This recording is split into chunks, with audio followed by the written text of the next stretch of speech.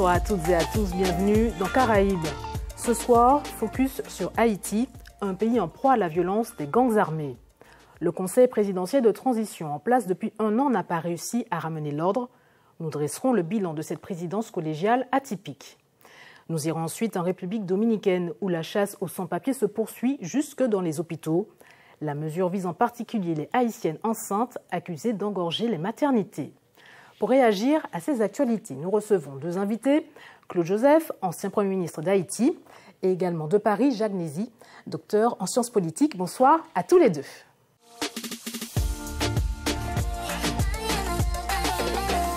C'est une tragédie qui se joue en Haïti. Les images, évidemment, nous font défaut pour relater tout ce qui se passe sur le terrain, car les journalistes ont de plus en plus de mal à travailler. Port-au-Prince est quasiment coupé du monde et des pans entiers de la capitale sont aux mains des gangs. Haïti est au bord de l'effondrement. Le Conseil présidentiel de transition, le CPT, mis en place il y a un an, n'a pas réussi sa mission, à savoir rétablir la sécurité et organiser des élections. On en parle avec nos invités juste après le bilan de cette transition dressé par Michel Gendre. La ville de Port-au-Prince n'est plus que l'ombre d'elle-même. Dans cette capitale saccagée, éventrée, plus rien ne bouge, plus rien ne fonctionne. L'État haïtien et ses forces de sécurité ont perdu le contrôle. Et face aux bandes armées, elles plient bagages, comme la population. Livrés eux-mêmes, les Haïtiens n'en peuvent plus de cette violence et de l'absence de l'État. Dans les quartiers qui ne sont pas encore tombés, certains ont sorti leur coutelas et pratiquent la loi du talion, la justice populaire, le bois calé, comme on dit en Haïti.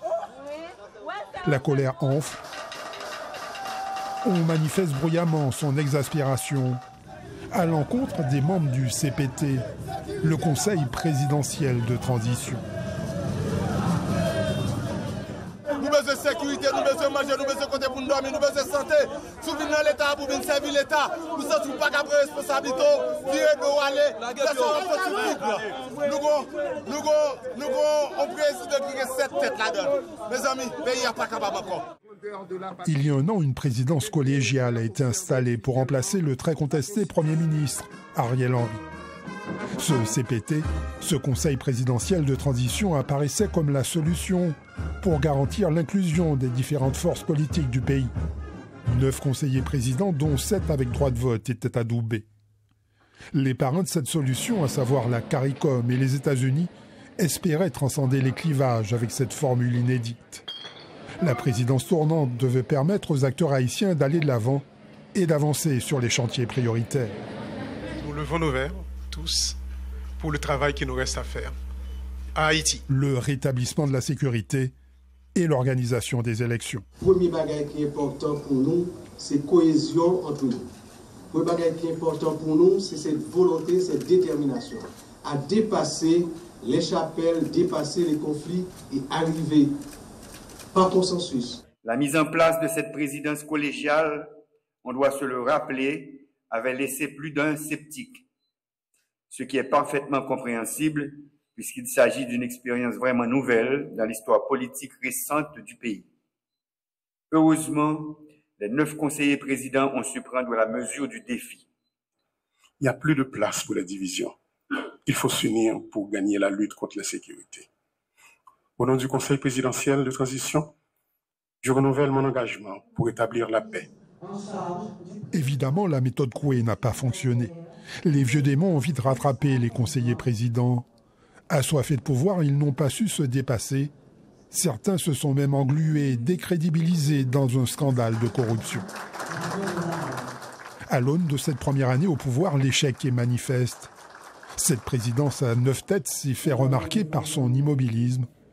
Elle n'a pas réussi à rétablir la sécurité et la perspective d'organiser des élections d'ici la fin de l'année est bien compromise. La force multinationale de soutien à la police, pilotée par le Kenya, n'a pas été d'un grand appui. Elle continue de manquer d'hommes, d'équipements, de coordination et de financement. Le résultat, c'est une capitale qui glisse progressivement aux mains des gangs. Une bonne centaine d'institutions de l'État ont déménagé du centre-ville des hôpitaux enfermés, ainsi qu'un bon millier d'établissements scolaires, et plus aucun avion civil n'atterrit à Port-au-Prince depuis 6 mois. Les gangs ont étendu leur emprise à des zones qui étaient plus ou moins épargnées jusque-là, comme Kenskov qui surplombe Pétionville. Les bandits se sont aussi déployés en province. La ville de Mirbalais, dans le plateau central, a été prise d'assaut. Plus de 500 détenus ont été libérés de prison. Et les gangs contrôlent maintenant l'accès à la zone frontalière de Belader. Des attaques d'une brutalité extrême qui à chaque fois poussent à la rue des familles entières. Selon les Nations Unies, le nombre de déplacés dépasse aujourd'hui le million. Privés de services de base et plongés dans l'insécurité alimentaire, ces déplacés internes vivent une vraie descente aux enfers. Mais l'affaire là, même à vivre. L'aime tape gazine de tout autant de aussi qu'elle a fait un parasite. Aime bien qu'on y a ma vivre l'affaire là, même. Qu'on y a là, qu'on y a ma vivre l'affaire là.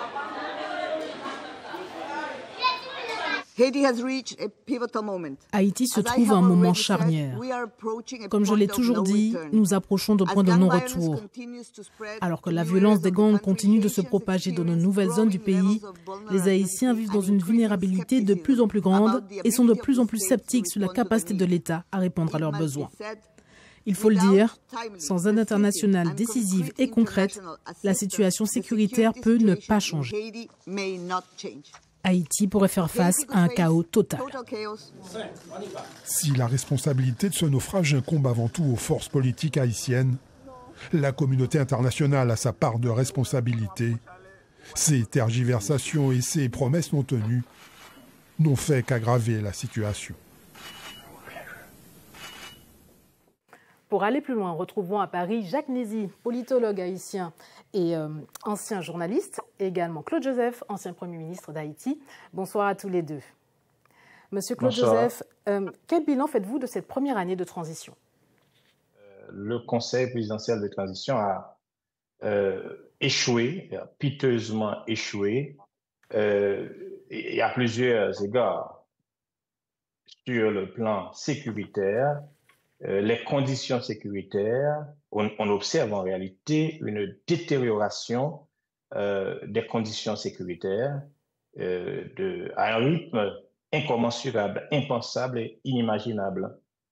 Plus de territoires désormais sous le contrôle exclusif des groupes armés. Le Conseil présidentiel de transition devait en principe organiser un référendum constitutionnel le 11 mai dernier. Eh bien, ce référendum n'a pas eu lieu. Également, les élections sont désormais vouées à l'échec. Donc, c'est un échec manifeste du Conseil présidentiel de transition aujourd'hui. Donc, et de plus, on se demande réellement si on doit maintenir ce Conseil jusqu'au 7 février 2026, parce que le dernier rapport du Réseau national de défense des droits humains, RNDDH, nous dit que ce Conseil coûte mensuellement environ 100 millions de gourdes. Donc, si on doit garder ce Conseil inefficace, ce Conseil présidentiel jusqu'au 7 février 2026, ça va nous coûter plus de environ 800 millions de gourdes. Donc, pour nourrir un Conseil présidentiel qui ne peut donner aucun résultat. Donc, c'est un échec clair et c'est un échec, c'est malheureux pour le pays avec ce Conseil présidentiel de transition. Monsieur Joseph, à qui attribuez-vous la responsabilité de cet échec? C'est la responsabilité de cet échec à la cupidité de nos représentants. Parce que nous, au niveau des secteurs, si vous voulez, les parties prenantes, nous avons élaboré, n'est-ce pas, une feuille de route claire, précise, déclinant les responsabilités et la mission de ce Conseil. Ce Conseil, avec des gens honnêtes, crédibles et compétents, devait en principe organiser, en fait, d'abord garantir la sécurité des vies et des biens dans le pays, organiser un référendum constitutionnel suivi d'élections générales. On impute la responsabilité de cet échec à ses représentants, à des gens qui sont cupides, qui laissent primer leur intérêt au détriment des intérêts ou bien de l'intérêt général. Monsieur Claude Joseph, chaque force politique a désigné un conseiller président. Votre parti a désigné un conseiller président. Il s'agit de Smith Augustin. Quelle est votre part de responsabilité dans cet échec? Bon, aujourd'hui, il était clair pour nous depuis l'année dernière. Nous avons demandé à notre représentant de démissionner après son implication dans un scandale, le scandale de la Banque nationale de crédit.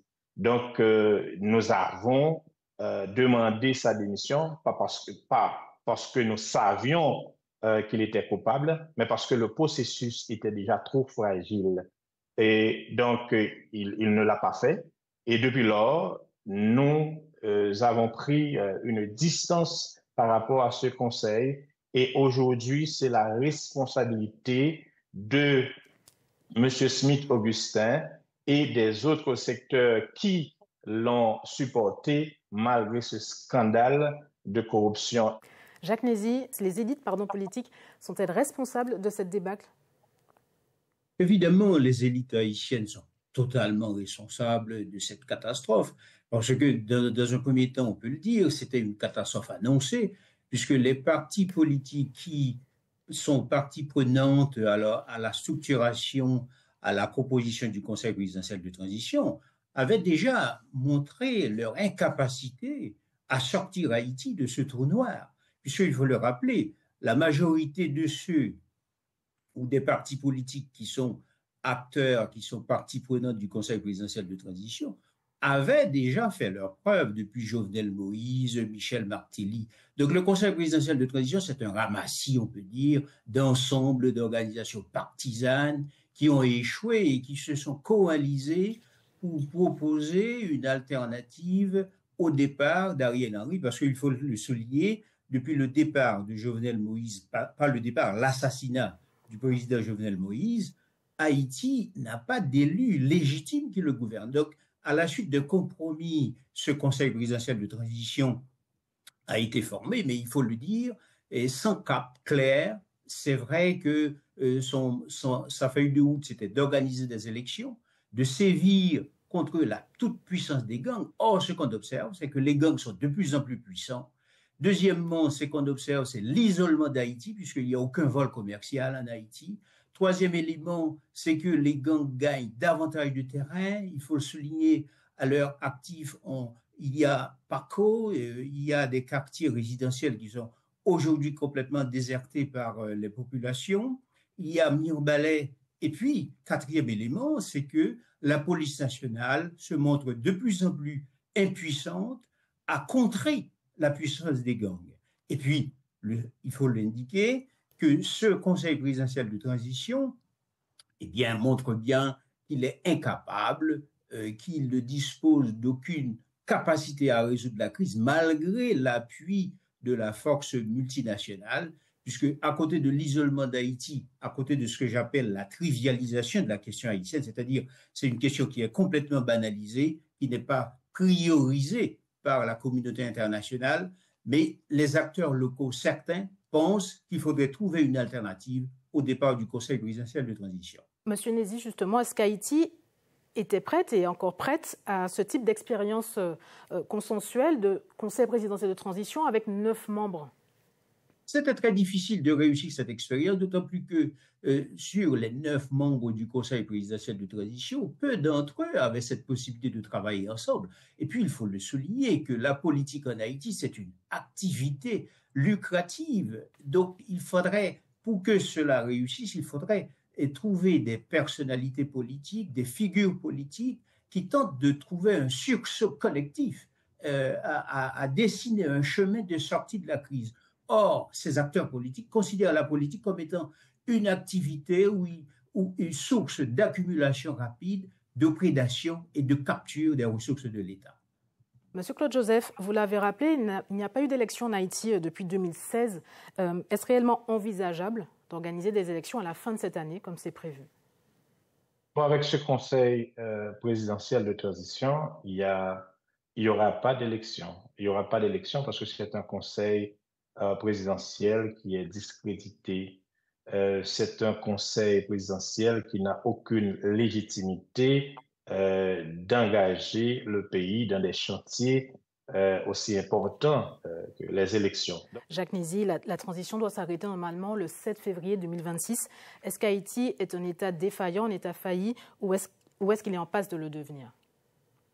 Oui, Haïti, justement, remplit toutes les cases que vous avez indiquées. C'est un État effondré, État failli, État, justement, qui attend d'une main secourable un appui. C'est vrai que les Haïtiens s'attendent à ce que les États-Unis d'Amérique manifestent un peu plus d'empathie, mais on voit bien l'administration trumpienne, et ce qui caractérise cette administration, c'est l'aspect transactionnel. Or, Haïti, pour le moment, n'offre pas de gisement à l'administration trumpienne, donc son cas est complètement mis à côté. Or, c'est une population en déshérence, puisqu'il faut le rappeler, il y a des milliers de gens qui dorment sous les tentes. On est dans une période pluvieuse. Port-au-Prince, aujourd'hui, n'est plus desservi par des vols commerciaux. C'est-à-dire qu'il y a des gens qui crèvent, faute de médicaments, notamment ceux qui font face, par exemple, au choléra, ceux qui font face, par exemple, au HIV. Ils n'ont plus de médicaments.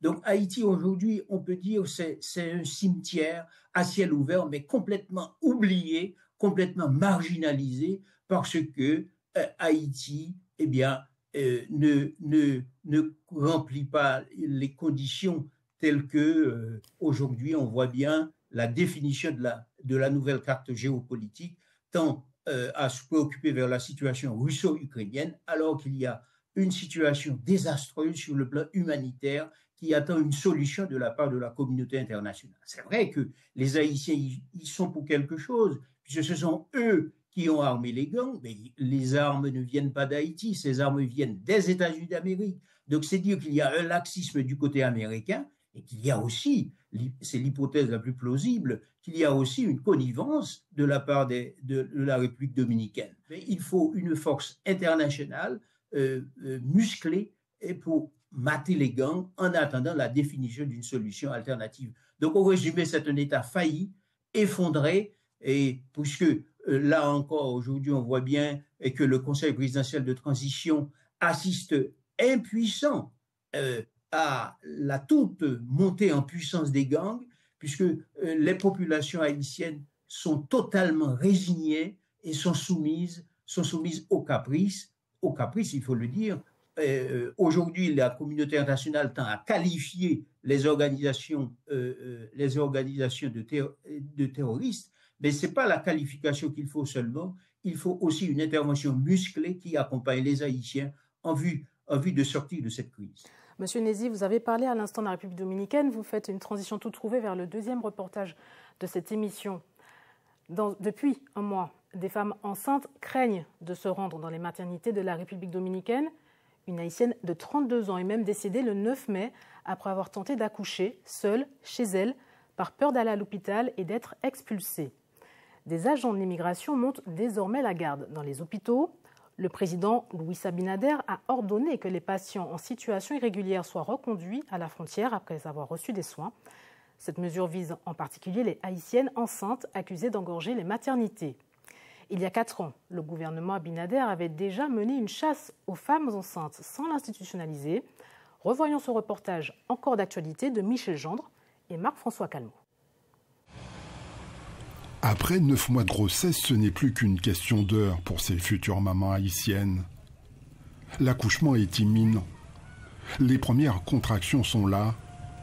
Elles patientent pour une prise en charge devant les urgences de cet hôpital dominicain, avec la peur au ventre.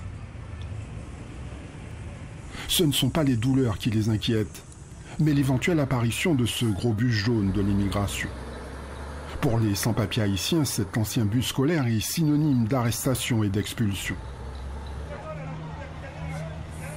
À la surprise générale, les femmes en état de grossesse sont devenues une cible de choix.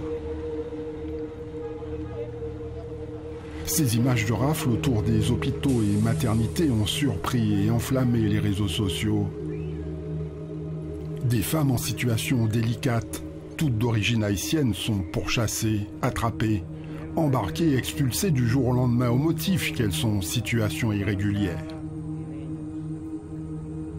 Ces vidéos sont exhibées comme un tableau de chasse. Femmes et enfants ont choqué.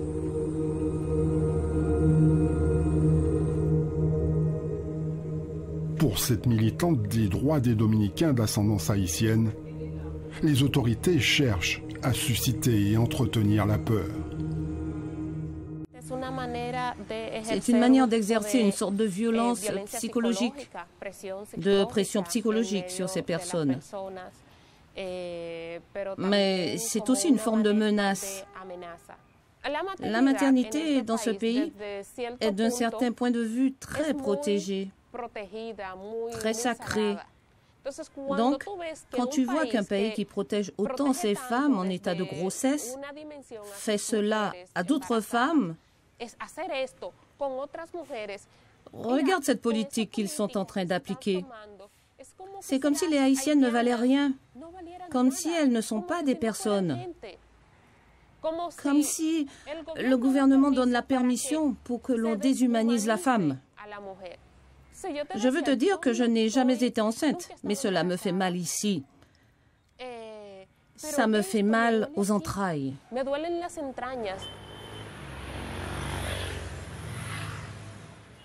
Voici la ville frontalière d'Elias Piña. C'est l'un des 4 points de passage officiels entre la République dominicaine et Haïti. Une zone sous étroite surveillance. Les forces armées contrôlent attentivement les allées et venues. C'est là notamment que le gros bus jaune de l'immigration achemine les expulsés. Un long trajet de 4 à 5 heures extrêmement éprouvant et inconfortable pendant la grossesse. En 2021, entre 200 et 300 femmes enceintes ont été reconduites derrière cette clôture frontalière. Elle préfigure du projet de mur de séparation que compte ériger le président dominicain tout du long de la ligne de démarcation entre les deux pays. La République dominicaine affirme vouloir se protéger du chaos qui règne en Haïti. Présence militaire renforcée, politique migratoire plus sévère. Au total, plus de 40 000 Haïtiens ont été renvoyés de l'autre côté de cette clôture en 2021. C'est dans la commune de Baladère, côté haïtien, que nous retrouvons le représentant local du Gard, le groupe d'appui aux rapatriés et réfugiés. Une ONG haïtienne qui travaille depuis 30 ans sur la frontière. Au plus fort de cette vague ciblée d'expulsion de femmes enceintes, le Gard a été contraint de transformer la salle de réunion de son foyer en dortoir afin d'héberger les expulsés.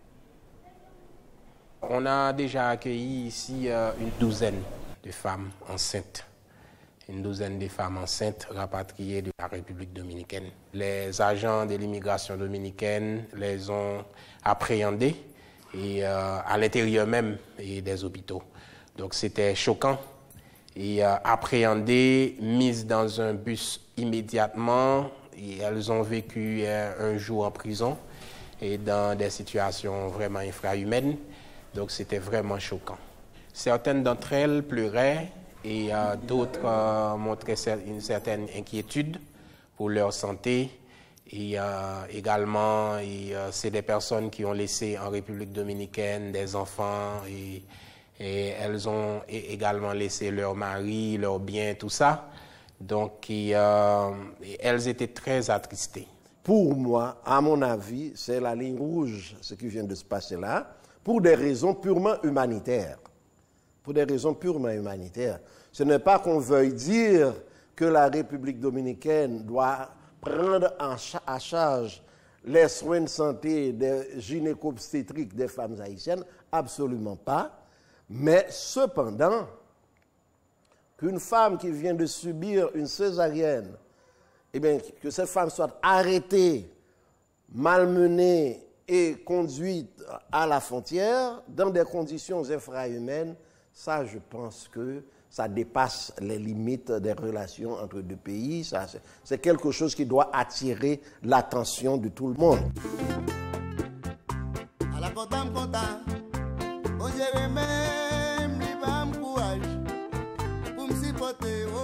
Dans ce quartier déshérité de l'ouest de Santo Domingo, nous retrouvons Nathalie, une Haïtienne de 33 ans qui a vécu un véritable calvaire aux mains de l'immigration. Elle vit recluse depuis dans son modeste logement avec ses 2 enfants, dont ce bébé prénommé Christelle et qui a bien failli voir le jour dans le gros bus jaune. Nathalie a été appréhendée et embarquée le 10 novembre 2021 alors qu'elle patientait pour une césarienne dans une maternité du centre-ville. Elle a perdu les os lorsqu'on l'a mise dans le bus. C'est son cas qui a alerté sur les violations commises envers les Haïtiennes. J'étais déjà dans l'hôpital Matalinda. À toute douleur, 5 h du matin, j'ai une douleur. Nous avons service immigration à Canvaïne. Et puis, tout rentre, maintenant sous nous. Et à l'ensemble avec nous. Là, nous mettons dans la machine d'immigration. Le docteur, c'est Baba, il a fait. Il n'a pas fait rien. Pas comme si parler, rien. On dit que c'est Baba, il fait photo. Fait nous Baba. Rien encore. Non. Mais c'est l'immigration qui fait césarienne pour moi, je me dis. De même côté, on finit pour nous flaner avec nous dans la ville là, et puis après ça, on mène nous à une arrivée. Nous toujours une douleur, et puis là, on ça exagéré, on tout mène. Yo met sécurité avec, yo met gratuitement avec, yo tourne avec bas sécurité. Là, arrivé à midi, on fait césarienne pour moi. Après ça, me toujours un chef qui a veillé, comme si gen les craintifs bon Dieu qui cause, je vais mettre minute non même côté mien. Là, me fin faire césarienne. Après ça, vendredi, au dépatcham, même dépatcham, même mettre dans la prison encore. Je tourne avec Haïna, je mets dans la prison à tout bébé. Un saisissement qui a dominé. La médiatisation de sa mésaventure lui a permis d'échapper à l'expulsion. Après 4 jours passés entre les mains de l'immigration et face au tollé suscité par cette affaire, l'institution dominicaine en charge de l'enfance et le ministère de la Femme l'ont secourue et l'ont raccompagnée chez elle. Sans papier, Nathalie vit depuis 2 ans à Saint-Domingue, où elle a rejoint son compagnon ouvrier du bâtiment. Je veux pour tout le monde connaître ça. Parce qu'il n'est pas belle, nous-mêmes haïtiens, nous ne sommes pas bêtes. C'est mon nous et tout. Même là, nous n'avons pas la même couleur, mais c'est même ça nous gagnons, mais nous n'avons pas de respect pour nous-mêmes haïtiens. Nos humilier trop dans terre. No lo juzgue por su idioma ni por su color de piel. Es que nada en este mundo te hace diferente a él. Cambia ya la ideología, no seas indiferente, que ellos también son humanos que padecen lo que sienten. Aportan a nuestra patria trabajando honradamente y es por eso que merecen ser tratados como gente. La rhétorique anti-haïtienne et les vieux démons de la xénophobie sont ravivés depuis l'accession au pouvoir de Luis Abinader en 2020. Les Haïtiennes à qui l'on attribue 3 accouchements sur 10 dans le pays sont pointées du doigt. L'exécutif dominicain a invoqué le poids des dépenses de santé des sans-papiers pour passer à l'action. Ce dirigeant d'une plateforme d'appui aux migrants et réfugiés n'en revient toujours pas des violations commises à l'égard des femmes enceintes. Pourtant, en matière d'abus, ce militant des droits humains en a vu de toutes les couleurs.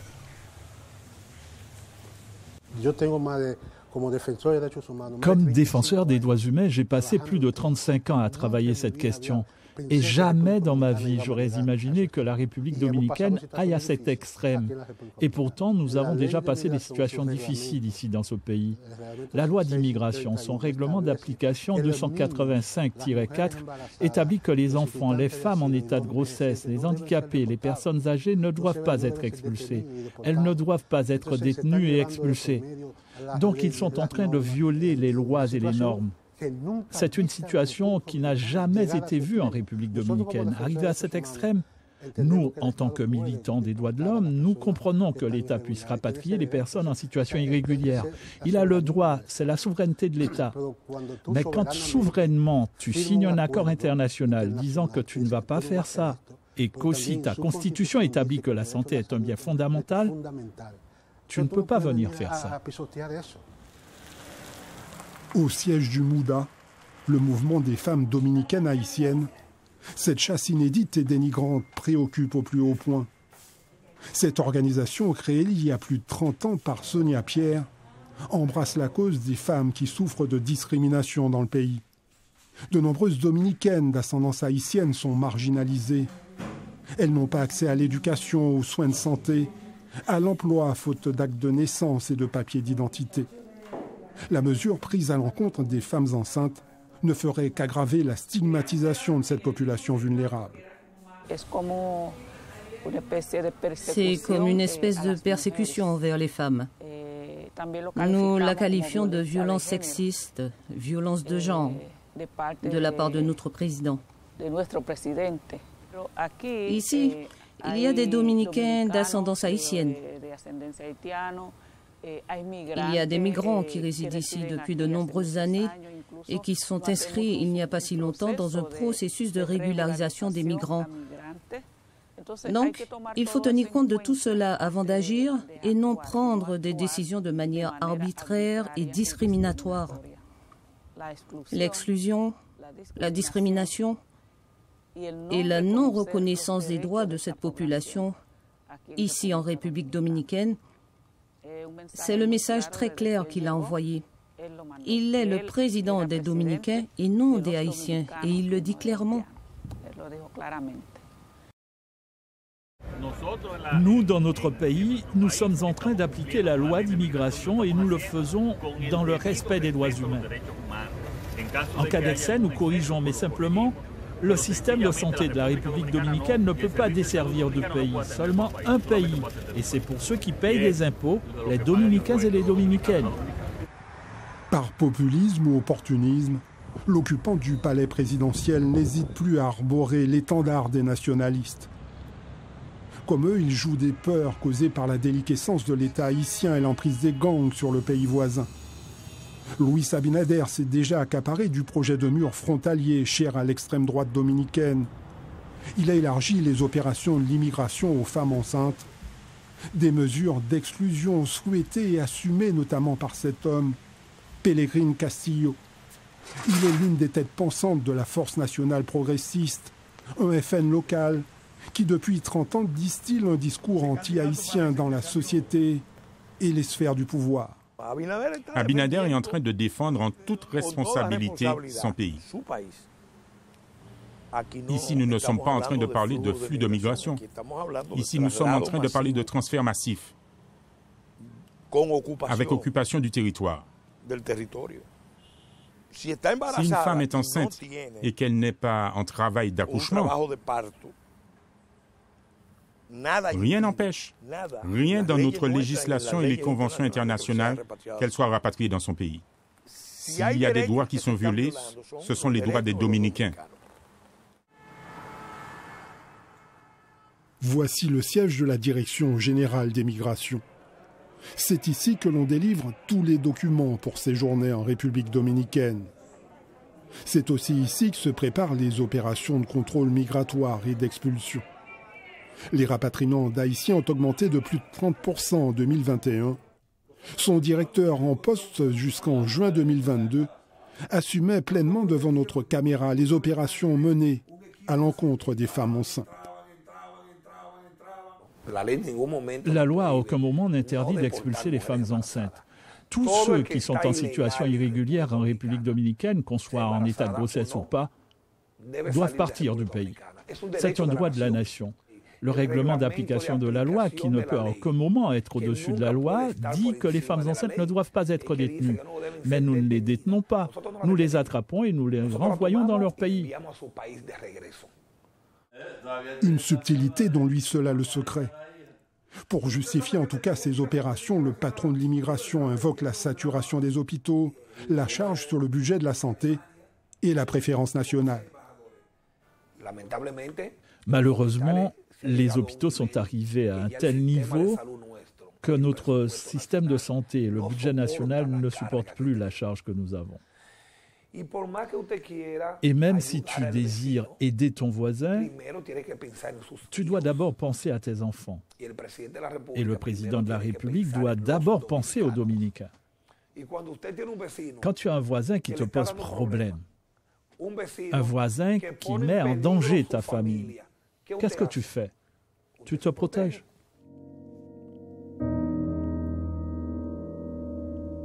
La propagande autour d'une prétendue invasion des hôpitaux est à l'œuvre. Des dessins dénigrants comme celui-ci circulent sur les réseaux sociaux. C'est le résultat des idées propagées par les nationalistes dominicains comme cet intellectuel formé en France. Il ne cache pas son aversion à l'égard des voisins haïtiens. Il y en a beaucoup d'Haïtiens qui ne sont pas travailleurs, qui sont dans les rues comme ça, ils ne savent pas ce qu'ils font ici. Ils sont dans les rues. Ils violent, ils volent, ils font n'importe quoi. Il y a les malades qui remplissent les hôpitaux, qui viennent pour s'installer aux hôpitaux dominicains. Il y a les gens qui sont, les femmes qui sont enceintes, qui viennent pour accoucher ici. On est obligé de dépenser le budget national dans les femmes enceintes dans notre pays. Un très gros mensonge est de dire que beaucoup d'argent est dépensé pour les femmes enceintes. On falsifie les chiffres des accouchements. On dépense autour de 0,13% de ce qui est dédié à la santé. 0,13%. Pourtant, la main-d'œuvre haïtienne d'ici apporte à peu près au PIB près de 8%.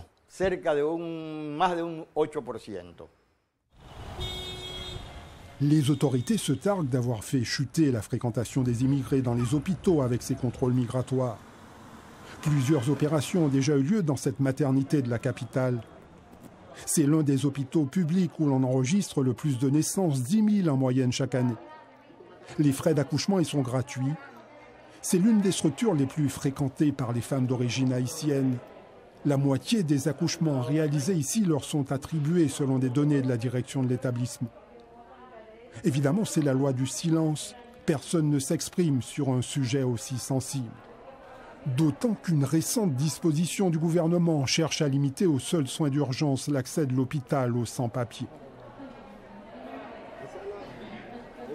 Sur le qui-vive, les femmes en état de grossesse que nous avons pu croiser aux abords des maternités nous assurent recevoir un service médical convenable. C'est pas un bon service, nous connaissons haïtiens, nous n'avons toujours pas de misère. Nous passons pile misère. Pour nous jouer un service, on pile problème. Depuis vendredi, je suis ici, si tellement me perd, depuis vendredi, je ne suis pas la rue.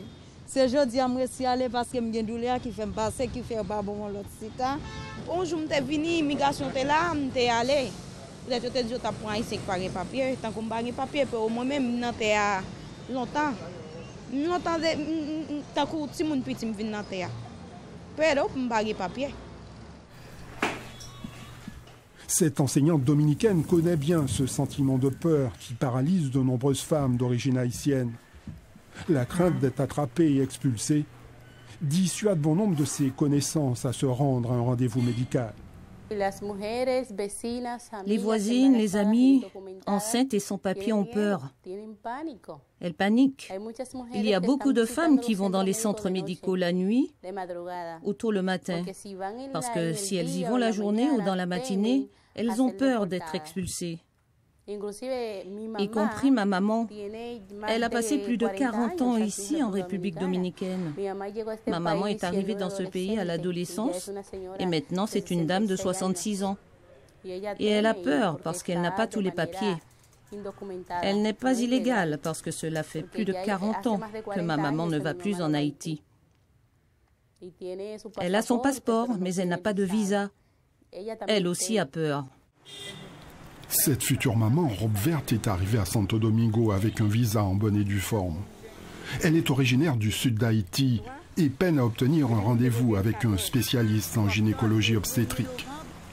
À la frontière, pour entrer dans le pays, elle a dû camoufler son ventre arrondi. Depuis septembre 2021, les Dominicains n'acceptent plus sur leur territoire les femmes ayant plus de 6 mois de grossesse. Les Dominicains qui t'ont questionné, est-ce que je suis enceinte? Je dis non, je suis obligé de cacher le ventre parce que je ne suis pas d'accord, je ne suis pas accepté. J'ai choisi de venir par rapport à Jean-Pierre Mier, pour qu'on n'ait pas de sécurité. Si je rentre à Saint-Domingue, je mets un visa, je joue un soin qui est amélioré. Tout même vini ici à moi un problème terroriste. Moi j'ai un cancer qui a développé. Le Parti de la Libération dominicaine au pouvoir durant près de 20 ans peine à se positionner sur ces questions. Son leader, l'ex-président Danilo Medina, a lui aussi souvent surfé sur le sentiment anti-haïtien. Mais pour son ancien ministre de la Santé, les hôpitaux dominicains ne doivent pas devenir des espaces de discrimination. Ni les médecins dominicains, ni les hôpitaux ne sont là pour s'occuper d'un problème lié à l'immigration et non à la santé. C'est pourquoi nous nous opposons à cette mesure de sortir les femmes enceintes des hôpitaux. Je pense qu'il ne s'agit pas d'un traitement humanitaire. Ce n'est pas non plus dans les normes nationales de faire ça. Spécialisé dans les affaires de violation de droits humains, ce cabinet d'avocats étudie les éventuelles suites judiciaires à donner aux détentions et expulsions de femmes enceintes. Il pourrait engager une action devant la Cour pénale internationale. Ces opérations de l'immigration constituent une violation du droit fondamental à la santé et à la protection de la maternité. La Commission interaméricaine des droits de l'homme, comme les Nations unies, ont déjà dénoncé les mesures prises par l'État dominicain. Pour ces avocats, ces violences sont d'autant plus graves qu'elles sont ciblées. Les autorités se livrent, estiment-ils, à une véritable chasse aux femmes haïtiennes. Ceci est le résultat d'un processus continu de persécution de l'État dominicain et surtout des autorités dominicaines, de persécution vers les migrants haïtiens et haïtiennes. Si nous enquêtons, nous allons nous rendre compte que cette décision s'applique uniquement aux migrants haïtiens et haïtiennes. Cela ne s'applique pas aux autres ressortissants. Nous faisons connaître certains cas d'abus qui se produisent dans notre pays. Et bien sûr, nous avons les preuves de cela. L'accès à la santé, le droit à accoucher, à enfanter, ne doit être interdit à personne, à aucun citoyen. Peu importe qu'il soit ressortissant étranger ou citoyen dominicain. Nous venons dans le pays, ce n'est pas pour grand coup nous quitter la caille. Mais la discrimination dans l'accès aux soins suscite la consternation dans la communauté d'origine haïtienne. Lors de la traditionnelle journée internationale des migrants, beaucoup ont témoigné de leur indignation.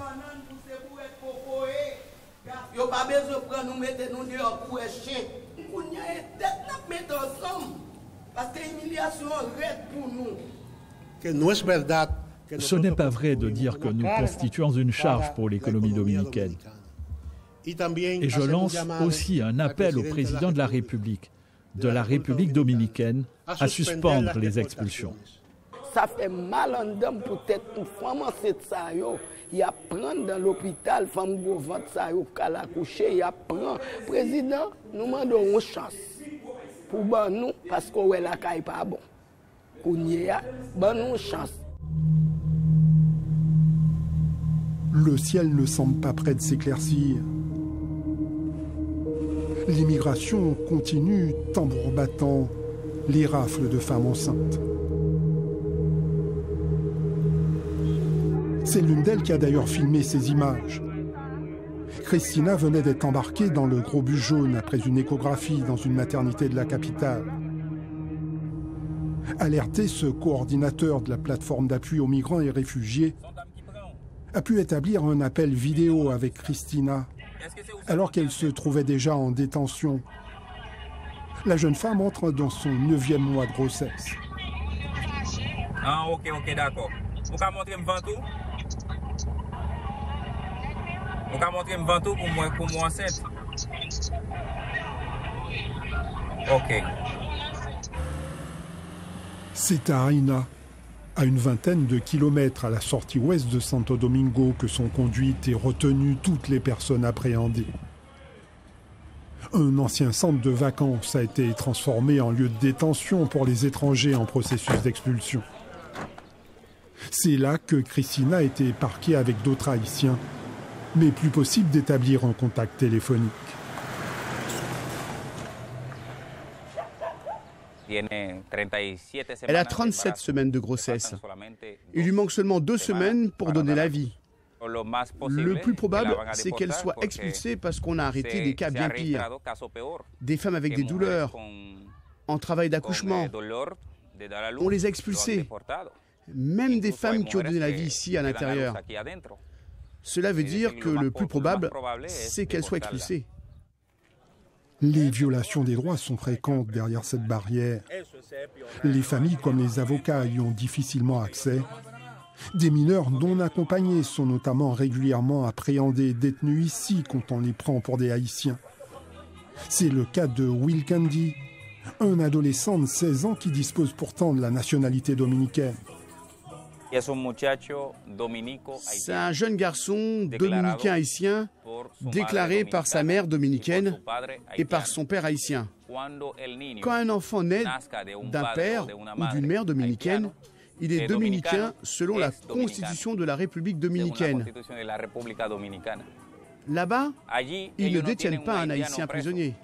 Ils ont un petit Dominicain prisonnier. Le profilage racial est une habitude lors des contrôles d'identité. C'est sur la couleur de peau que se basent les agents de l'immigration pour procéder aux arrestations. Malgré tous les justificatifs fournis par le père, l'enfant ne sera relâché finalement qu'en fin de journée. Libérée aussi, cette femme enceinte de 5 mois appréhendée avec son petit garçon de 6 ans. Elle a pu prouver qu'elle avait des papiers plus ou moins en règle. Yo vraiment enceinte, me dit que papier ton moi m'a monter machine là c'est pousser tout ça. Il y a un pile monde gros ventre dedans. En pile monde gros ventre dedans. Quelqu'un qui a 9 mois, quelqu'un qui sont 8 mois, à peine il a fait sonographie maternelle. La reconduite à la frontière a lieu généralement dès le lendemain. Un stress émotionnel pour les femmes en fin de grossesse comme Christina. C'est un aller simple pour Haïti, avec un bébé dans le ventre. Claude Joseph, vous avez exprimé à plusieurs reprises votre indignation face au traitement infligé aux migrants haïtiens en République dominicaine. Vous êtes même blacklisté, interdit d'entrer à Saint-Domingue depuis 2022, au même titre que plusieurs chefs de gang haïtiens. Qu'est-ce qui dérange les autorités dominicaines? Bon, et ce qui dérange les autorités dominicaines, c'est ma position constante, d'abord comme ministre des Affaires étrangères, comme ancien ministre des Affaires étrangères, comme Premier ministre et comme aujourd'hui dirigeant de parti politique. J'ai jamais raté une occasion d'exprimer nos préoccupations par rapport au traitement inhumain infligé à nos frères et sœurs dominicains, nos compatriotes haïtiens en République dominicaine alors. Donc, c'est pour nous l'expression de l'extrémisme dominicain transformé en politique publique migratoire par rapport à nos frères et sœurs haïtiens vivant en République dominicaine. Donc, aujourd'hui, ce qu'on constate, c'est un président, le président dominicain Luis Abinadel, qui instrumentalise, qui véritablement cherche à instrumentaliser la crise haïtienne pour asseoir une notoriété internationale. Ce qui m'intrigue personnellement, c'est le silence des autorités haïtiennes, des membres du Conseil présidentiel face au traitement inhumain réservé à nos frères et sœurs haïtiens vivant en République dominicaine. Donc ce silence est un silence pour nous complices, ce silence est un silence pour nous qui exprime clairement que désormais Haïti est l'hégémonie haïtienne. Mais Haïti est une arrière-cour politique de la République dominicaine. Monsieur Nézi, est-ce que Luis Abinader instrumentalise la crise politique? Oui, on voit bien cette instrumentalisation, elle est actée puisque ça permet au président dominicain, face au silence des autorités haïtiennes, eh bien, de marquer son territoire et en même temps de montrer qu'il y a une certaine empathie vis-à-vis de la crise haïtienne. Mais il ne faut pas se leurrer. Il y a une appropriation ambivalente qui est faite de la crise haïtienne et par les élites haïtiennes et par les élites dominicaines. Les élites dominicaines voient bien une occasion de marquer leur distance par rapport à Haïti, puisque Haïti, pour le moment, donne toujours l'impression qu'elle n'est pas gouvernée. Et si elle est gouvernée, elle est tout au moins administrée par une élite prédatrice qui se contente de s'enrichir et de fuir. Or, la République dominicaine, elle est administrée par une élite patriote, une élite, certes, qui défend les intérêts de son pays et qui s'appuie sur la misère haïtienne, puisque depuis le traité de 1947, il y a des brasséos haïtiens qui vont en République dominicaine. Et donc, c'est donc une main-d'œuvre à bon marché pour la République dominicaine. Et de l'autre, c'est que les Haïtiens n'assument pas leurs responsabilités, c'est-à-dire ne font pas en sorte, eh bien, par exemple, que les Haïtiens aient une carte et des pièces d'identité leur permettant, par exemple, d'avoir un passeport et même tout au moins, eh bien, de se faire respecter en République dominicaine. Donc, il y a en Haïti une situation de crise permanente, une instabilité politique qui ne permet pas de créer un environnement propice à la paix, à la stabilité, à la croissance économique. Donc les Haïtiens, forcément, même s'ils sont refoulés, reviennent encore une fois à la République dominicaine se faire humilier. Se faire humilier parce qu'il s'agit des conséquences de l'irresponsabilité de l'élite haïtienne. Et puis, Monsieur Nézy, je souhaite rebondir sans vouloir vous interrompre.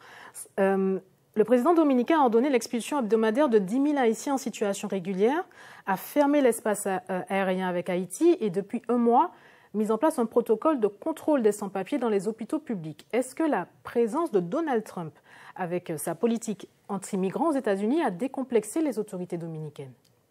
Oui, il faut le dire que Abinader s'inspire de la politique inhumaine de Donald Trump, puisque lui aussi avait annoncé, même les Haïtiens qui sont détenteurs de TPS, que ces Haïtiens sont éligibles à quitter le territoire états-unien.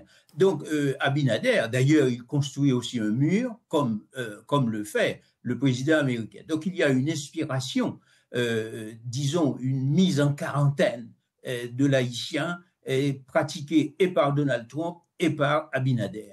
Mais là, c'est vrai que aussi, il faut le souligner, qu'il y a une violation du droit international de la part du président dominicain et que les autorités haïtiennes ne disent pas un mot parce qu'elles sont en connivence quelque part, elles ont des relations très souvent incestueuses avec les autorités dominicaines et que les autorités haïtiennes ne défendent pas l'intérêt haïtien. Ce qui les intéresse, c'est défendre les intérêts catégoriels. Il faut le remarquer, bon nombre d'entrepreneurs haïtiens aujourd'hui font des affaires en République dominicaine. Il y a même, qu'on peut l'appeler, une sorte de processus de dominicisation du territoire haïtien, c'est-à-dire faire comme si Haïti devait disparaître et que c'est la République dominicaine qui devrait être considérée comme étant le leader. Mais tout ça, c'est la revanche de l'histoire, puisqu'il faut le rappeler, et que jusqu'au 9 novembre 1874, c'est que les relations entre Haïti et la République dominicaine ont toujours marqué par des tensions et que la République dominicaine a eu son indépendance 1844 et que cette partie de l'histoire laisse des traces, laisse une morsure, une blessure pour les autorités dominicaines qui cherchent par tous les moyens à faire punir Haïti. Monsieur Claude Joseph, vous avez occupé le poste de ministre des Affaires étrangères. Est-ce que vous-même, vous n'avez pas instrumentalisé cette question pour gagner du poids politique? Écoutez, ce que moi-même j'ai cru faire quand j'étais ministre des Affaires étrangères, c'était de défendre mes compatriotes haïtiens, défendre la cause haïtienne, défendre l'autorité et la souveraineté de mon pays. Et je l'avais fait en réalité sans calcul politique. Et ça a valu, comme vous savez très bien, d'abord, c'était une révocation pure et simple parce que je ne cessais de prendre des positions claires par rapport à ces traitements infligés à nos compatriotes haïtiens et à la posture d'Abinader, à ce discours anxiogène et méprisant Écoutez, quand j'étais moi-même, là je parle d'expérience, quand j'étais comme ministre des Affaires étrangères, je rencontrais le président Abinadel et je lui ai dit clairement que, écoutez, ce narratif négatif à l'égard des Haïtiens ne va pas nous rendre service, c'est-à-dire justice, les deux peuples. Il faut nous organiser et agir comme des vrais partenaires, mais pas comme, si vous voulez, un pays qui doit être sauvé, un pays qui est un fardeau, un discours méprisant, un discours condescendant, mais également un discours anxiogène, c'est-à-dire un discours qui inspire la peur chez les Dominicains, mais particulièrement un discours qui tient à exacerber le nationalisme dominicain.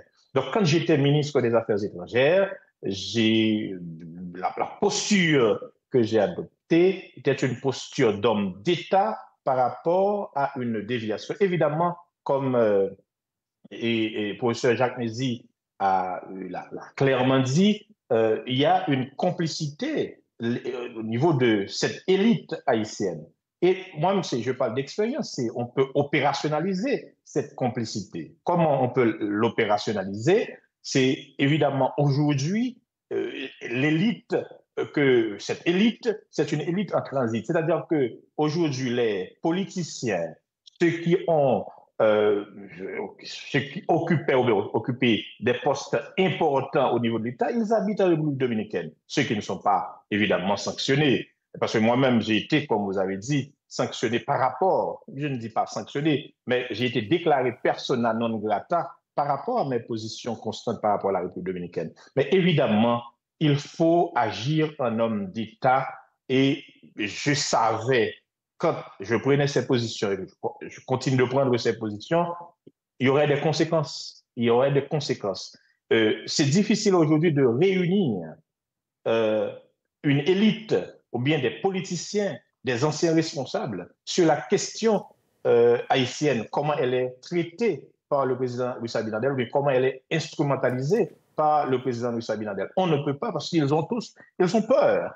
Ils ont peur pour peut-être un visa, parce qu'ils ont des biens en République dominicaine. Et moi-même, l'avantage que j'ai eu, je n'ai pas de biens en République dominicaine. Je ne dis pas qu'il ne faut pas en avoir, ce n'est pas le problème. Mais on ne peut pas sacrifier l'intérêt national, la souveraineté nationale, prestige et la dignité nationale pour ses propres intérêts en République dominicaine. Donc c'est une position de patriote, de nationaliste, si vous voulez, que je vais continuer à assumer comme ancien responsable d'État et comme dirigeant d'un parti politique sur le terrain, qui milite sur le terrain. Jacques Nézy, en quelques mots, une dernière question. Est-ce que vous voyez une porte de sortie à cette crise en Haïti? En Haïti, il y a une porte de sortie. Eh bien, il ne faut jamais désespérer en ce qui concerne Haïti. C'est un pays qui traverse des moments difficiles et à chaque fois s'en sort par le haut. Eh bien, il y a une élite vertueuse et résiduelle, j'ai envie de dire, qui existe. C'est-à-dire il faut rompre avec une alternative qui tendrait à redonner le pouvoir aux partis politiques. Ils ont échoué. Donc il faut partir dans un autre sens, c'est-à-dire essayer de construire une alternative au CPT en faisant appel à des figures vertueuses, c'est-à-dire patriotes, incorruptibles, compétentes et qui souhaitent apporter une contribution à travers un sursaut collectif et donner et redonner confiance et espoir à Haïti. Cette élite vertueuse résiduelle, elle existe. Elle existe en Haïti, elle existe aussi dans la diaspora. Jacques Nézy, Claude Joseph, merci d'avoir répondu à nos questions. Pour aller plus loin, signalons la sortie de l'essai de Jacques Nézy, Haïti, la fabrique d'une communauté de semblables, des solutions pour l'avenir, aux éditions Gouttes Lettres. C'est ainsi que se termine ce numéro de Caraïbes. Merci de votre fidélité. Caraïbes revient à la rentrée. Belle soirée sur Martinique la Première.